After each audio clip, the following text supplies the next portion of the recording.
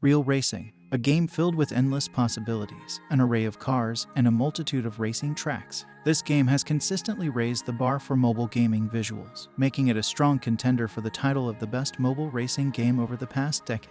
Join me as we take a closer look at the evolution of the Real Racing franchise. In 2009, Firemint released their inaugural racing game, aptly named Real Racing. It marked one of the pioneering moments in real-life racing simulation on the App Store. The game garnered critical acclaim, earning a remarkable 9/10 from IGN and Pocket Gamer, and an impressive 88 out of 100 on Metacritic.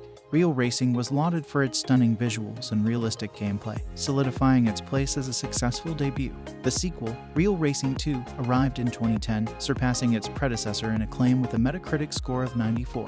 This installment featured 30 officially licensed cars and 15 tracks, albeit based on fictional locations. Powered by Firemint's groundbreaking Mint 3D engine, it delivered console-level graphics, real-time shadow rendering, particle effects, and authentic car physics. He recognized the potential and acquired the Australian game developer in 2011. Subsequently, Firemint merged with another e-studio, Iron Monkey Studios, in July 2012, forming Fire Monkeys. Games released thereafter bore the new company's name. Real Racing 3 made its debut at the iPhone 5 Apple keynote in September 2012, showcasing the device's wider screen and formidable graphics capability. It officially landed on Android and iOS devices in February 2013. Real Racing 3 set a new standard for mobile gaming, approaching the quality of console titles like Forza 2 for the Xbox 360. However, it introduced a free-to-play model that stirred controversy. Players needed to maintain and service their vehicles in real time, necessitating in-game tokens, purchasable with real money. While the free-to-play elements were evident, they did not detract significantly from the overall gaming experience. Real Racing 3 featured meticulously detailed cars, providing a lifelike experience. Each vehicle had unique sound effects, enhancing realism.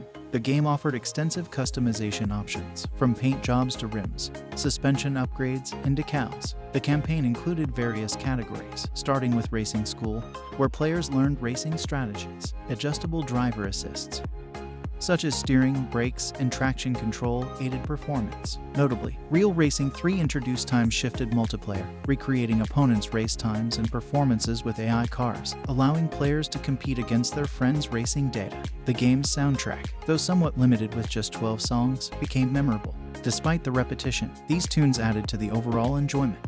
Real Racing 3 continues to receive updates and promises more content in the future. He scrapped Real Racing 4 due to layoffs at the Fire Monkeys studio, focusing instead on live services. Shockingly, he laid off over 40 employees at Fire Monkeys, impacting one of Australia's largest game development teams. While Real Racing 4 remains uncertain, Real Racing 3 stands as the best original racing game on mobile devices, excluding console ports. Though my playtime has diminished, I revisit it year after year for one more thrilling race.